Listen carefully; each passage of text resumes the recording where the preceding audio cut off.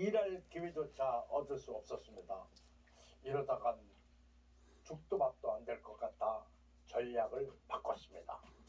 즉시 면접은 중단됐고 저는 사고가 났을 때부터 더 큰 절망을 안고 나와야 했습니다. 저는 나쁜 짓 하다 오른손 다친 사람이 아니고 됐습니다.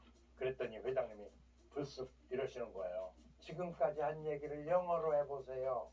깜짝 놀랐습니다. 제가 이 어려운 일을 해낼 수 있었던 비결, 그게 뭐라고 생각하시나요?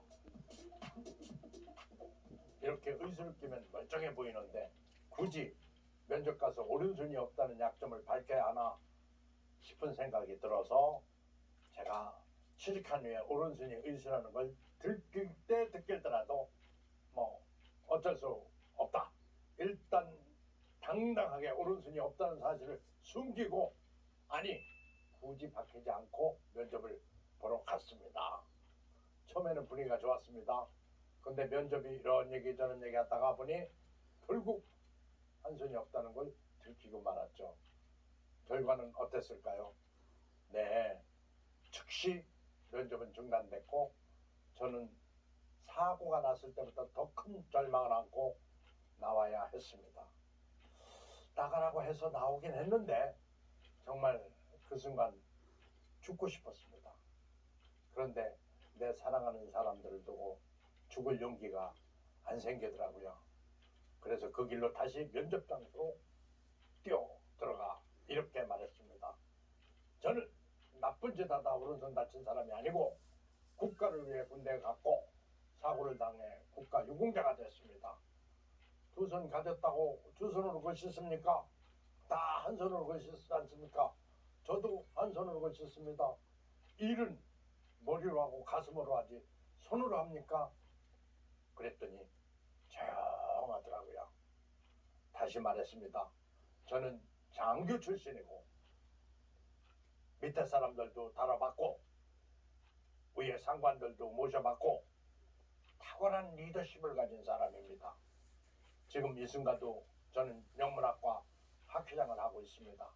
또한 고등학교 때도 총학사회장을 했습니다. 그리고 저는 가정이 있기 때문에 책임감도 강할 수밖에 없습니다. 저를 실력 테스트조차도 하지 않고 낙방시키는 것은 불공평합니다. 라고 세상과 맞섰습니다. 그랬더니 회장님이 불쑥 이러시는 거예요.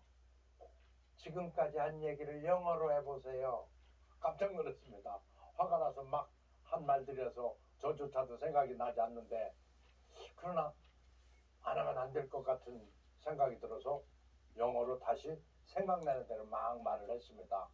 그날 제가 제대로 영어를 구사했는지 잘 모르겠습니다만 어쨌든 저는 당당히 입사에 성공할 수 있었습니다. 제가 이 어려운 일을 해낼 수 있었던 비결, 그게 뭐라고 생각하시나요? 저는 그 비결을 3가지 정도로 말씀드릴 수 있습니다.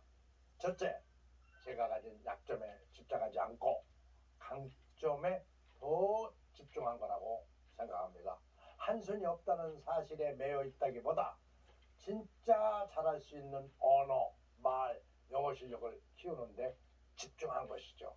만약 제가 오른손 의수라는 사실에 자꾸 집착해서 이것을 극복하는 데만 모든 에너지를 쏟았다면 어떻게 됐을까요? 여기에다가 신경치료하고 또 물리치료하고 또 재생수술하고 이러다가 시간 다 보냈을 겁니다. 하지만 저는 오른손이 약점이라는 것을 인정하고 크게 개의치 않기로 했습니다. 극복할 수 없는 약점에 집착하면 시간 낭비, 에너지 낭비, 모든 게 낭비할 게 뻔하고 열심히 해서 극복했다고 한들 2등밖에 할 수 없다는 생각이 들었죠. 대신 남들보다 뛰어난 강점을 살리면 바로 1등 할 수 있다는 것을 믿고 행동한 것이죠. 결코 남들과 다른 강점을 키우는 것은 쉬운 것은 아닙니다. 저도 영어를 잘하기 위해서 정말 무던히 노력을 했습니다. 그것만이 살 길이라고 생각하니 조금도 게으름을 피울 수 없었습니다. 그것이 결국 제가 가진 가장 뛰어난 경쟁력이었습니다.